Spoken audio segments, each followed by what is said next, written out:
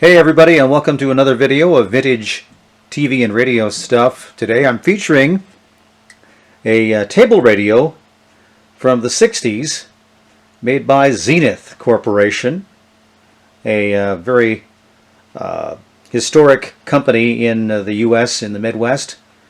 Originated back in the late 20s in Chicago, Illinois, and still exists, kind of, I guess. It was purchased by LG back in the late 90s and now does other electronic research stuff in its home office in Illinois.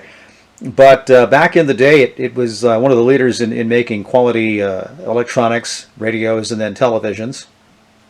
And of course, the big slogan for Zenith was Zenith.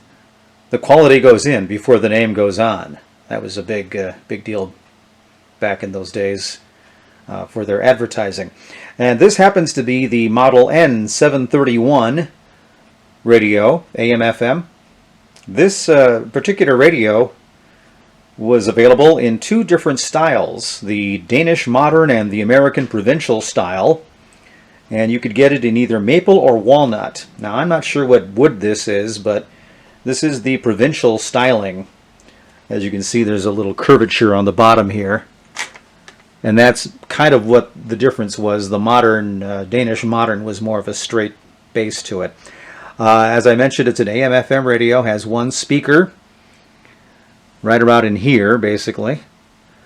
Your on-off volume control, a tone control, tuning knob, and then your AM AFC, automatic frequency control, which I'm assuming was a big deal back then, and your FM band. Here's a look at the back of the radio. Has all your basic info on here. The radio interference certification. A caution about the cabinet being removed in the back. I like that big statement in the bottom, do not attempt to defeat its purpose. I'm sure that was designed for adults and children probably too, to avoid taking the back off. It has the interlock here, and I'll show you that a little bit later. It's kind of a pain when you take the back of the radio off. Has a total of 6 screws to take it off. I took the back off earlier. You can see there's 2 attached here and here, and we'll take the back off in just a little bit too.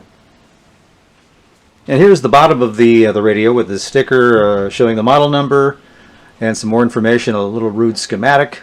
And I think that little sticker with the numbers on it, that's probably the serial number of the radio.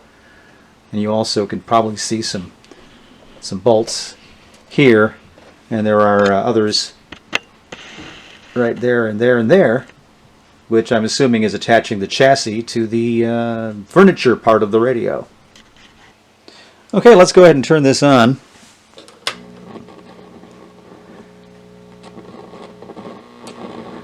The radio usually takes a little longer to warm up, but I had it on a few seconds ago, so it's on pretty quickly. This is on the AM band right now, and Big 10 power and seat power. I'm so excited for it. Is it a cocktail? we don't have a lot of AM stations around here, so that's probably all we're going to get. Although there's something here.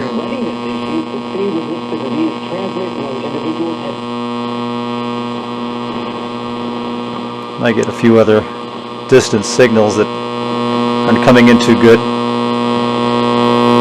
I get so excited that So that's your AM. Then we go to the automatic frequency control function. Let's listen to this. talk about it a little bit more. And by day 4,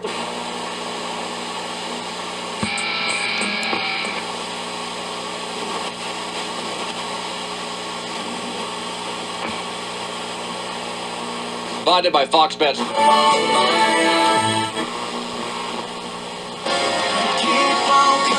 Heartland can you?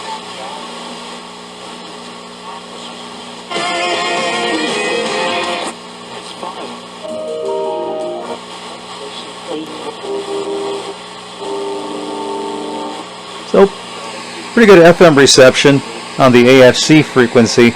or the AFC setting, flip it up to FM, and Stay open until temperatures get above 20. things still come in pretty good.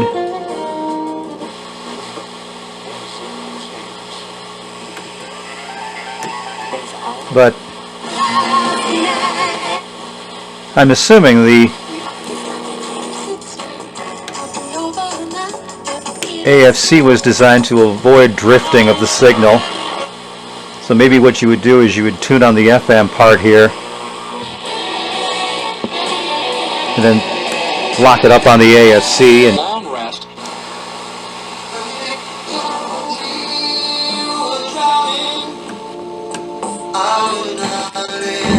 now you can see the volume control doesn't work real well here.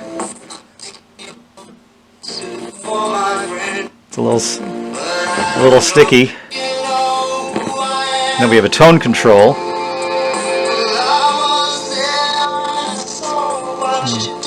That's also kind of sticky, but I assume in the day it worked pretty well. All right, let's take a look at the back of the radio, and yes, I did unplug it to avoid dangerous electrical shock. Don't want that happening. Took the screws off. This is an interlock thing, and I'm just going to try to pull it off. There you go. Tilt this down or flip it over to the side a little bit. And there you are. Here's the chassis. Yeah, right here is where the tuner knob is attached to the tuner. You can see it going up and down there.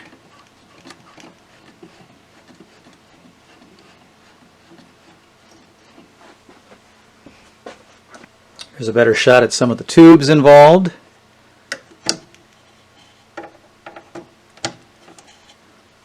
All told, 1, 2, 3, 4, 5, 6, 7, 8, 9, 10, 11, 12, 13, looks like 14 tubes in this radio right here. So there you go. This is the Zenith Model N721 table radio in the American provincial style. Either, I'm not sure if it's maple or walnut. I couldn't tell you. Maybe somebody can let me know. I bought this at a garage sale for about $25, I believe. And people are selling these types of radios on eBay for anywhere between 25 to 70 bucks. So it's kind of neat. It goes back to the days when you basically, bought a radio to be part of the furniture, part of the motif in your household. Either this was in the living room, perhaps, maybe in a part of a kitchen, what have you. But it goes back to the 60s. And that's going to take care of our video for today. If you have any comments, leave them below. Be sure and like the video, subscribe to my channel. Have a happy new year, and we'll check in with you next year.